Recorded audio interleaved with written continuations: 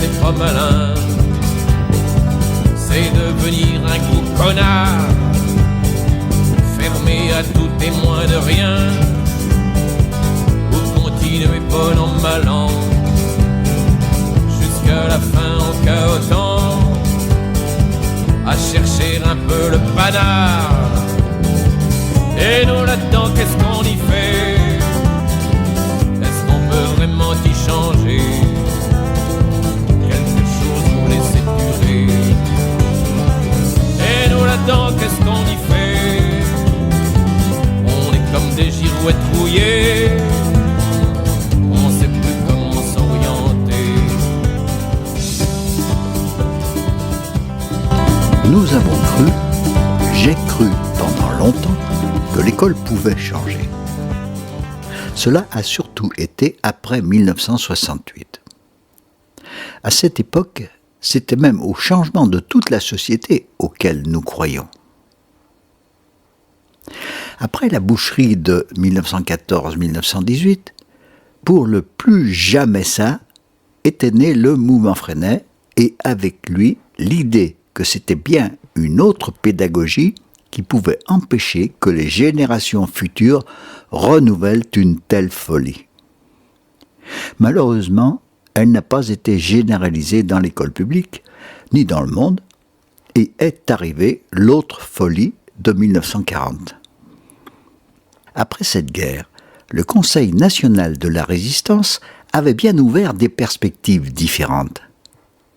En ce qui concerne l'école, cela avait été le plan Langevin-Vallon, qui n'avait pas été plus loin qu'un plan. Pendant toute cette période, j'étais trop jeune pour avoir conscience de tout cela et le raconter. Mais dès 1960, devenu instituteur pendant la guerre d'Algérie, j'ai alors vécu ce qui n'a été que des espoirs ou des désillusions. Il est vrai qu'après mai 68, dans les années 1970, des avancées notoires avaient été réalisées. Le tiers-temps pédagogique, les activités d'éveil, des programmes beaucoup plus souples, les conseils d'école, la suppression des classements, etc. Nous croyions beaucoup plus à la transformation de l'école qui semblait bien engagée. En ce qui nous concernait, nous, les praticiens de la pédagogie Freinet, étions beaucoup plus libres et beaucoup moins ennuyés par l'administration. Nous y avons donc cru jusqu'à ce qu'en 1982, le ministre socialiste de l'Éducation nationale, Jean-Pierre Chevènement, fasse effectuer un radical retour en arrière. Il avait utilisé un terme du général de Gaulle. Mettre fin à ce qui était pour lui la chienlit de l'école. Nous y avions encore cru à partir de 1983, lorsque l'apparition des technologies nouvelles de la communication nous a fait croire qu'elles allaient permettre la démocratisation de la société comme celle de l'école. On sait ce qu'il en est advenu, même si les réseaux sociaux font encore un peu peur au pouvoir. Nous avons encore eu quelques espoirs lorsqu'en 1988, le ministre Jospin, encore socialiste, a entrepris quelques mini-réformes comme celle des cycles qui semblaient desserrer un peu l'étau. Réformes qui n'ont pratiquement pas été appliquées. Notre dernier espoir avait été dans les années 1990. Le même ministre socialiste avait décrété l'éradication de nos classes uniques en les prétendant archaïques. Pour nous défendre, nous nous étions beaucoup remués et avions pendant un temps intéressé les médias parce que, à contrario, nous défendions nos classes uniques comme l'école du XXIe siècle, preuves à l'appui. Nous avions même cru avoir gagné lorsqu'en 1993, le ministre suivant décréta un moratoire sur la suppression des petites écoles. Moratoire supprimé en 1998 par un autre ministre encore socialiste, Ségolène Royal. Depuis, l'étau autour de l'école n'a cessé de s'accentuer. Vous comprenez qu'il m'est bien difficile de croire qu'une transformation de l'école est possible, pas plus que celle d'une société à laquelle elle est intimement liée. D'ailleurs, de nouvelles folies continuent de surgir un peu partout et nos propres dirigeants nous y préparent. Pour parfaire mon éducation, il y a la communale en béton. Là, on fait de la pédagogie devant 60 mots en furie. En plus de l'alphabet du calcul, j'ai pris beaucoup de coups de pied au cul.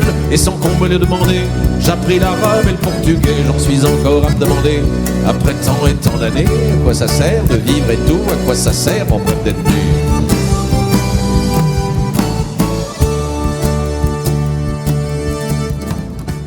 Il pouvait sembler raisonnable que si un changement radical n'était pas possible du jour au lendemain, une transition pouvait être mise en place. Autrement dit, changer le système de l'intérieur. S'il m'a fallu un certain temps pour comprendre que l'école était d'abord celle de l'État au service des pouvoirs politiques et autres en place, et qu'il ne fallait pas compter sur lui pour amorcer une transition. Par contre, il me semblait que c'était possible de l'intérieur, puisque depuis un siècle, nous étions un certain nombre à y faire autre chose. Bon, plus ou moins clandestinement ou en trichant. Mais nous n'avons jamais eu une adhésion massive des enseignants. Pourtant, pour le plus grand nombre, enseigner était plus ou moins une vocation. Ils se pensaient, et se pensent toujours, en mission pour élever les enfants, dans le sens d'émanciper par le savoir. Mais tous sont devenus enseignants grâce à l'école. Il est donc rare qu'ensuite ils la contestent. Seuls quelques syndicats très minoritaires veulent la changer. L'école émancipatrice. Mais dans la même structure du système éducatif. C'est comme vouloir faire marcher un moteur à essence en l'alimentant au gasoil. Quant à l'extérieur, si un nombre grandissant de parents voudraient autre chose pour leurs enfants, l'immense majorité continue de penser que pour leur avenir, leurs enfants doivent se plier à l'école.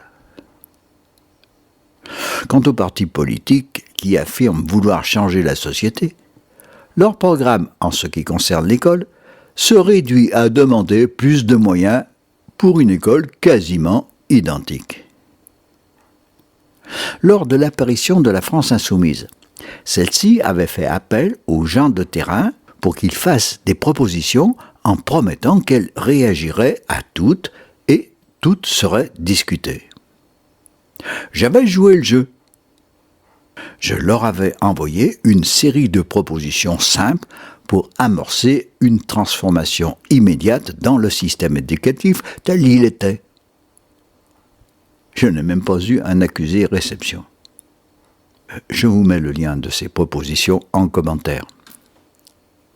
Même dans les assemblées citoyennes des Gilets jaunes qui osaient aborder tous les domaines, l'école n'arrivait pas à faire l'objet de remises en cause. Que l'on est bien manipulé, bien conditionné par une bande de requins.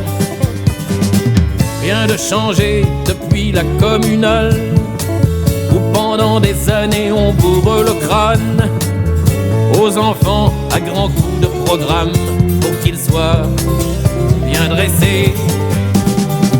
Rien de changé dans les usines, la gueule des mecs de l'équipe de nuit. Si pendant des siècles nos sociétés se sont passées d'école publique, depuis son instauration, il n'est pratiquement plus possible de s'en passer ou de la quitter.